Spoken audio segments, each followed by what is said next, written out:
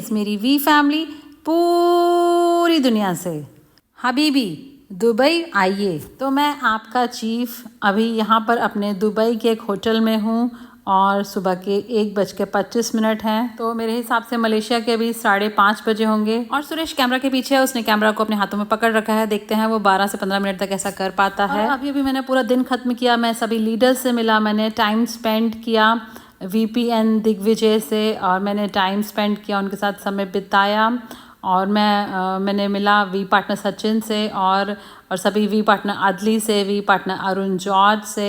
तो हम लोग सब मिलकर बैठे और हम लोगों ने बहुत सारी बातें की, बहुत सारी चीज़ों के बारे में। ऑल राइट, वह सभी अभी भी होटल से गए हैं और मैं यहाँ पर दुबई में हूँ। इस साल का मेरा फाइनल ट्रिप था इस्तांबुल और दुबई का, और मैं मिला अमेजिंग अनबिलीवेबल मेरे beloved beautiful beautiful beautiful downlines पूरी दुनिया से।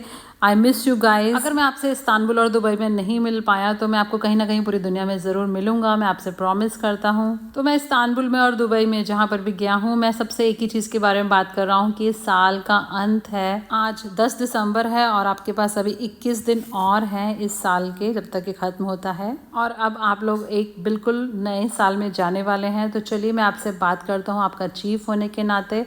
मैं आपका अपलाइन हूँ और रिप्रेजेंट करता हूँ ग्रेट वंस को, जापा दातुश्री VJ को।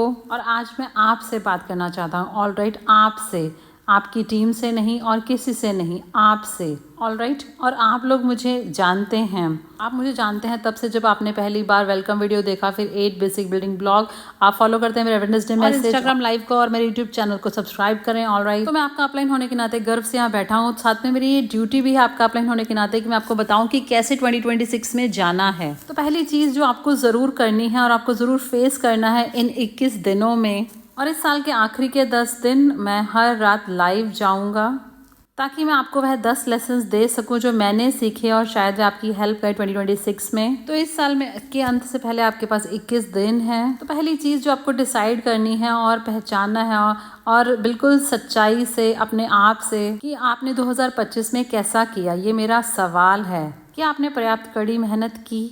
क्या आपने बहानेबाजी की ज़िंदगी जी या फिर अपने सपनों की ज़िंदगी जी? क्या आपने अपने आप को पुश किया अपने कंफर्ट जोन से बाहर हर दिन? ऑल राइट, क्या आपने सचमुच मेरा रूल 3 का जो मैसेज है उसको सीरियसली लिया और आप इसे करने की कोशिश कर रहे हैं, या फिर कम से कम प्रेजेंटेशन का कल्चर? तो ये सब बातें क्या आपके दिल और दिमाग में गई हैं? ऑल राइट, तो ये सब सवाल हैं जो आपको खुद से ज़रूर पूछने हैं। आपको अगले 3 हफ्ते बैठना है और रिव्यू करना है अपने TAT को, आपकी वह टारगेट जो आपने बनाए थे 2025 के लिए, और देखें कितना दूर हैं आप अपने टारगेट से, या फिर आपने उन्हें अचीव कर लिया या फिर उससे आगे निकल गए हैं। ऑल राइट, और साथ साथ में आपको विश्लेषण करना है अपने रिलेशनशिप का। भले आपके 2 डाउनलाइंस हैं या 1 डाउनलाइंस हैं या हज़ारों डाउनलाइंस हैं, और आप खुद को कैसे कैरी करते हैं एक लीडर होने के नाते, एक अपलाइन होने के नाते और उनका गाइड होने के नाते इस जर्नी पर।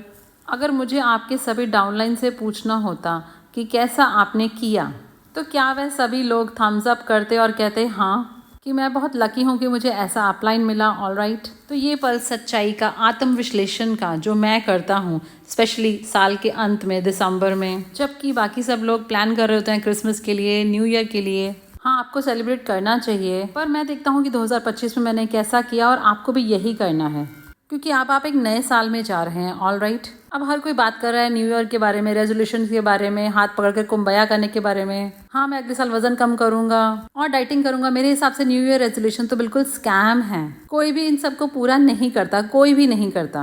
पर मेरा ऐसे मानना है कि 2025 का कुछ विश्लेषण आपको ज़रूर करना चाहिए कि कैसे रही आपकी रिलेशनशिप्स आपकी लाइफ में, और आपका ट्रेसपास का लेवल कैसा रहा। ऑल राइट, जो भी आपने एस्टेब्लिश किया था। तो ये सब आपको अपने आप से पूछना है कि क्या आपने पर्याप्त किया है अपने प्रियजनों के लिए, अपने पेरेंट्स के लिए, अपने बच्चों के लिए। क्या आप एक एब्सेंटी फादर, मदर, हस्बैंड या वाइफ रहे हैं, तो कैसे जिया आपने 2025 को? आप बिता चुके हैं 340 दिन, तो आपने बिताए हैं अब 340 दिन। क्या आपने उन्हें वेस्ट किया? कितने डायरेक्ट रेफरल्स आपने किए, कितने साइन अप किए इस साल आपने? मैं इन सब बातों का जवाब जानना चाहता हूँ। ऑल राइट, तो ये पूरे के पूरे 340 दिन तो इन सभी दिनों में क्या आपका दिमाग रूपी कप खाली था या भरा हुआ था? और अब बारी आती है सबसे मुश्किल सवाल की, जो मैं अपने आप से पूछता हूँ, और मेरा ऐसा मानना है कि मुझे आपसे ये सवाल पूछना है। ऑल राइट, अगर आपने मेरे पिछले कुछ पास्ट के मैसेजेस सुने होंगे तो मैंने ये हमेशा कहा है कि हमारी लाइफ में हमारा ईगो ही हमारा सबसे बड़ा दुश्मन है। हमारा ईगो, हमारा दुश्मन हमारे अंदर है। तो आज मैं पूछना चाहता हूँ 2025, 340, 350, 365 दिन, तो जब भी आप अपने आप से सवाल पूछते हैं कि किसने आपकी लाइफ को जिया, क्या आपकी ईगो या फिर आपने खुद ने, या फिर 80% ईगो और 20% आपने खुद ने, या फिर 80% आपने खुद ने और 20% ईगो ने। और मैं खुद से भी ये सवाल पूछता हूँ ताकि मुझे पता चले कि मैंने अपने ईगो पर और बेहतर कंट्रोल किया है, कि कितनी बार मुझे गुस्सा आया है, कितनी बार मैं फ्रस्ट्रेटेड हुआ हूँ, कितनी बार मुझे डर लगा है, कितनी बार मुझे लाइफ में अनसर्टेनिटी फील हुई है। तो ये सभी प्रॉब्लम्स हैं ईगो की। क्या आप समझ रहे हैं? ऑल राइट, तो ये सब ऐसी चीज़ें हैं जो आपको खुद से पूछनी हैं। तो क्यों मैं ये वीडियो साल के लास्ट डे में नहीं कर रहा हूँ और अभी से कर रहा हूँ, 21 दिन पहले, न्यू ईयर शुरू होने से पहले? क्योंकि मेरे हिसाब से आपको समय चाहिए अपने आप से ये सवाल पूछने का।